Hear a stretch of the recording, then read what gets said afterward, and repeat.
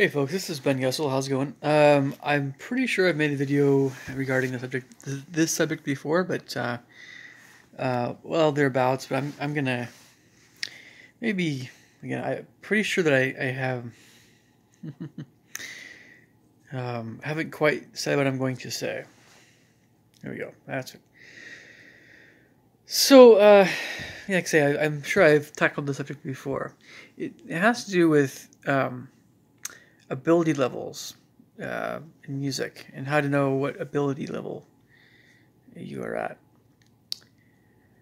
And you know, there's some great things on YouTube. There really are some great things.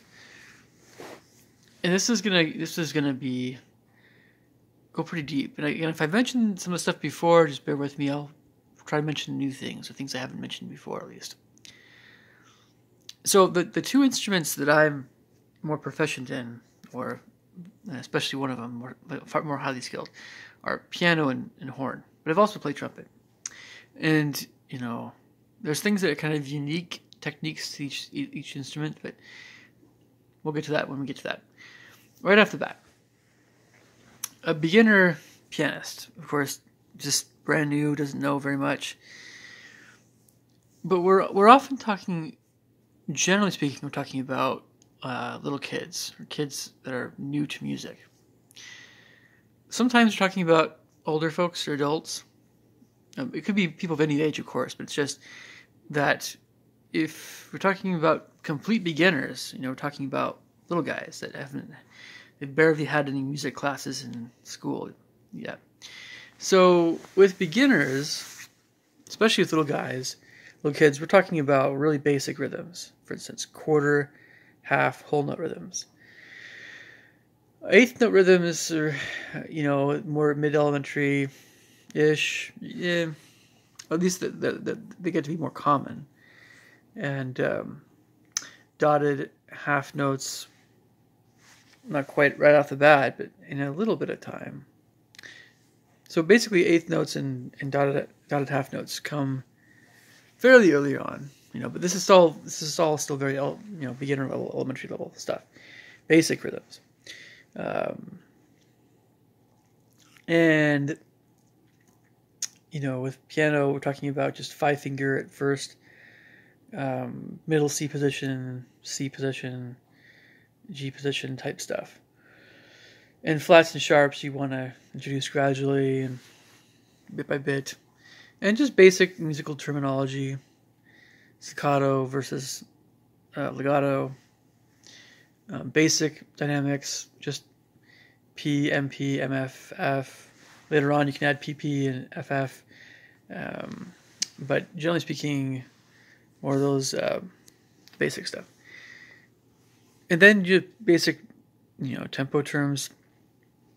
You know, allegro, adagio, andante, that kind of stuff. So that's a beginner to kind of elementary level. Get some basic chords, 1, 4, 5, 7 chords, you know, on the piano. For the most part, that's, you know, beginner type stuff and basic tunes, nothing too crazy. You'll probably also, at the beginner level, cover some basic key signatures.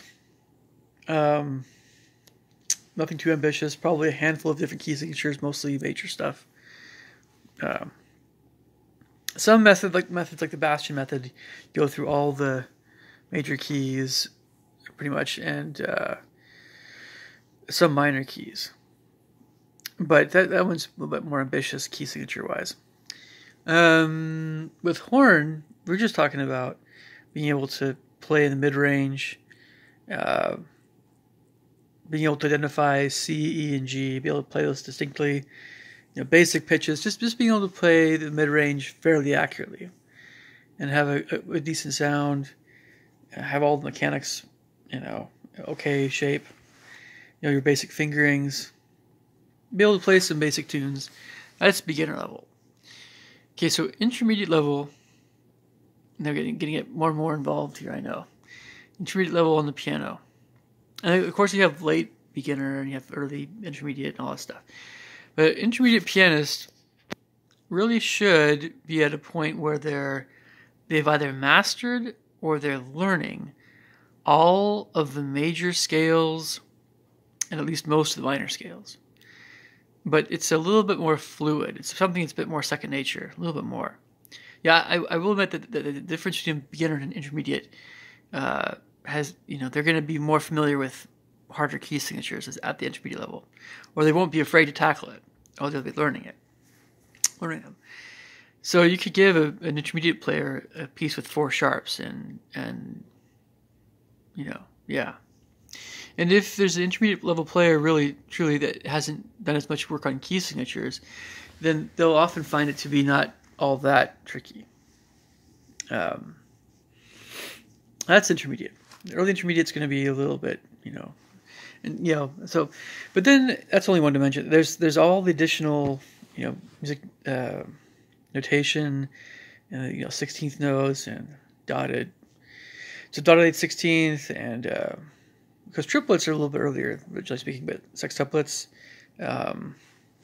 and more music in 6/8 time. Well, 6/8's not too hard. Even 9/8 come into that a little bit, and compound meter basically, and then you get some syncopated rhythms. So different rhythms in right and left hand. Kind of like you get the accompanimental bass part thing going on with melody. That's intermediate level. So they're doing different things. It's a bit more involved. A bit more, at least. Start getting into just a higher degree of playing. It sounds like it starts to sound like more like music at that that point. Actual music. Intermediate players, they really ought to begin working on all their scales and things. And at that point, you can start to get into hand exercises, developing some speed and that sort of thing. Czerny, that sort of thing. And then, so for horn, intermediate horn, we're talking about extending the range, a little bit lower, a little higher, harder rhythms, of course, somewhat. Some bigger jumps flexibility-wise, like, the fifths, the octave, and maybe more of again, a better tone, better accuracy. By the time you have an intermediate hornist should be able to play music without too much difficulty regarding playing the right pitches. They'll know if they're playing something a little bit off. That should be an intermediate, area level type hornist type of player. Strong embouchure again can play for a longer period of time without tiring. Yeah. Okay, so we have all the different gradations, late intermediate to eventually get to the advanced levels, early advanced, and beyond that. I kind of use sometimes terms like grad level or semi-pro. Of course, you get to professional. That's a little bit, but we have these levels that are beyond advanced. But a lot of folks use very advanced. Anyway, but an advanced level pianist will be at the point where not only do they know their major and minor scales, but they know they definitely know. Augmented and diminished harmony, even like sevenths, ninths, that sort of thing. So pretty advanced harmony. They'll know these sus chords. Sometimes, a lot of times, they'll know dominant harmony. So all the main kinds of harmony they'll be more familiar with, the advanced level. And there'll be a lot more different styles of music that they'll be probably open to or exposed to. So not only classical music, but different styles in classical music, but also jazz and other stuff as well. You're going to have a much higher degree of confidence as well as technical ability with advanced pianists. Advanced pianists can play definitely more complex rhythms, different rhythms in both hands. Not only 2 against 3, but that's a bit more on the early advanced, or not so hard, but 4 against 5, and going to play uneven or irregular rhythms, septuplets, nonuplets, all kinds of tuplets basically, and the whole range of dynamics. And they're going to have the full command of the piano, play from lowest to highest pitches. You're going to be able to do all the, hands crossing over and under.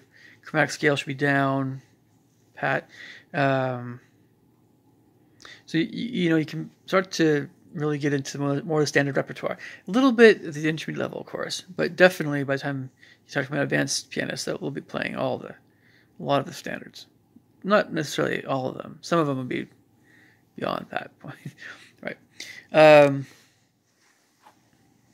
Yeah, Czerny. Okay, so then an advanced hornist will be, again, just like the advanced pianist, we're working a lot more in standard literature. Definitely working in the lip trill a little bit, double tonguing, triple tonguing, so multiple tonguing basically, and also even multiphonics, and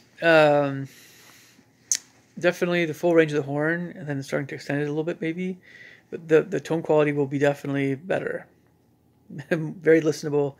Both advanced musicians will sound musical. Some of them will play at a point where you might almost want to pay them, but it's getting even more elite. But yeah, they are impressive sounding. I'll put it that way. Advanced musicians play it in impressive ways and emotionally moving, level.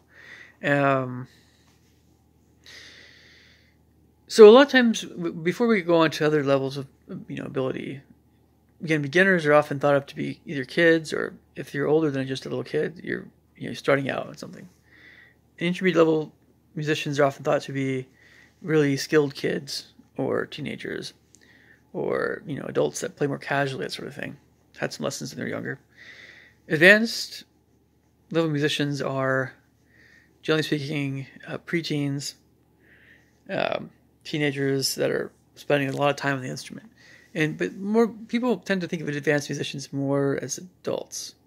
And then, of course, you always have, some really, really, like the best, the pianists and hornists that will sometimes be the best players in the whole world will be at a very advanced level by the time they're like 10, 8 or 9 or 10. Just some really young level. And then, they'll be playing at a phenomenal level by the time they're in college age, even before then. So, but that's a very small percentage of the population, that sort of thing. But so then, the question is, so beginners, they're learning the ropes, right? They're taking it easy. Intermediates can definitely have a bit more command of their instruments. They're getting into techniques more. Advanced players sound good, right? They sound good. They sound skilled, but still not quite like a professional would sound.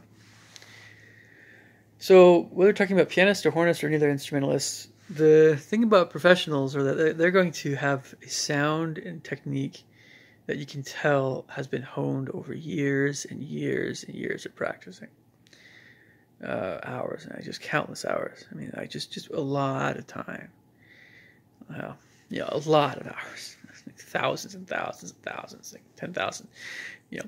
10,000 is like the standard, before someone mixes into an orchestra, the average amount of practicing. But it's a professional tends to not really make mistakes when they're playing music that is not especially difficult. If it's of intermediate or advanced, even advanced, fairly advanced difficulty level, right? Or if it's just kind of moderate difficulty, a professional is probably not going to make any mistakes. Or if they are, they're tired, or they're just whatever. Professionals you can tell someone's a pro when they can play something and sight read it, and it's just like, whoa, whoa, that's more pro level. That's like it's getting into that astonishing level of ability, and there are some professionals that are considered like virtuosos, where you can't help but listen to them and just your jaw just drops to the floor.